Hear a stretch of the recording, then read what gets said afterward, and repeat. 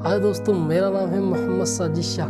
आप देख रहे हैं MSS मोटिवेशन। आज की कहानी बहुत ही इंटरेस्टिंग कहानी है। कहानी इस प्रकार है कि एक हॉस्पिटल के इमरजेंसी वार्ड के अंदर दो दोस्त एडमिट थे। वो दोनों की कंडीशन ये थी कि वो आखिरी स्टेज पर चल रहे थे। उनमें से एक का बेड जो है वो गेट के पास था और दूसरे का जो बेड है ना वो था विंडो के यानी खिड़की के पास था उसका बेड। अब जो खिड़की के पास जिसका बेड था वो रोज सुबह सुबह उठता और कमेंट्री करना शुरू करता। वो अपने दोस्त को बताता कि पर्दा हटाता और बताता कि अब देखो सुबह हो गई है, सूरज निकल आया है, वो देखो अखबार वाला जा रहा है, वो बताता कि देखो डबल रोटी वाला आ गया है, वो बताता कि देखो लोग बच्चे स्कूल जा रहे हैं। ये सारी बातें उसको बताता रहता और दूसरे वाले का दिल बहलाता रहता। वो दिन भर उसका टाइम पास होता रहता इन्हीं बातों से। फिर वो बताता है कि देखो लोग वो ऑफिस से घर जा रहे हैं, वो देखो शाम हो गई, बच्चे लॉन में खेल रहे हैं, ये सारी चीज़ें बताता रहता।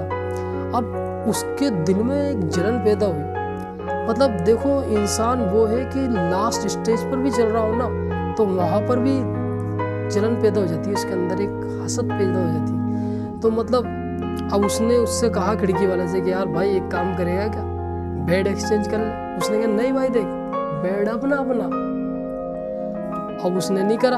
अब इसके अंदर जलन पैदा हो गई इसके इन बातों को लेकर के। उसी रात अचानक उस खिड़की के पास वाले की तबीयत खराब हो गई और शाम को उसने रात को कहा कि भाई डॉक्टर को बुला। खामोशी से चादर ओढ़ करके सोता रहा। उसने कहा भाई डॉक्टर को बुला। उसने नहीं बुलाया, वो वहीं पर ही मर गया। उसको वहां से हटाया और हटाते ही अब इसने जोर जोर से शोर मचाना शुरू कर दिया कि डॉक्टर साहब मुझे वहाँ शिफ्ट करो, मुझे वहाँ शिफ्ट करो। डॉक्टर ने कहा भाई सुबह शिफ्ट कर देंगे। नहीं मुझे अभी शिफ्ट करो। चलो भाई उसको वहाँ शिफ्ट कर दिया। अब उसने पर्दा हटाया तो अंधेरा था। अब वो सुबह का इंतज़ार करने लगा कि सुबह होगी तो मैं भी वो सारा मंजर देखूंगा, वही सारी चीज़ें देखूंगा। अब जैसे ही सुबह हुई तो उसके पैरों तले ज़मीन निकल गई, क्योंकि जैसे ही उसने पर्दा हटाया तो वहाँ कुछ था ही नहीं, सिर्फ एक दीवार थी। वो सर पकड़ के बैठ गया। उसने कहा मैंने ये क्या कर दिया, मैंने मेरे सबसे अच्छे दोस्त को ज़िंदगी से चला गया मेरी वजह से।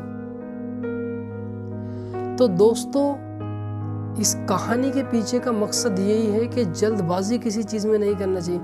कभी कभी हम सोचते हैं कि कुछ चीज़ें ऐसी होती हैं जो अपने फ़ायदे के लिए होती हैं, लेकिन अपन उनको गलत तरीके से सोच लेते हैं। तो इसलिए सोच समझ करके काम करना चाहिए। अगर वो सोच समझ के करता तो आज उसका दोस्त नहीं मरता। तो जो भी काम करो सोच समझ के करो, देखभाल के करो। कभी भी अपनी बोटी के लिए किसी के बकरे को हलाल करना नहीं चाहिए। वो चीज़ करो, खुद के लिए भी जो चीज़ पसंद कर रहे हो वही अपने दोस्त के लिए पसंद करो। इस कहानी का मेन मकसद यही था बताने का।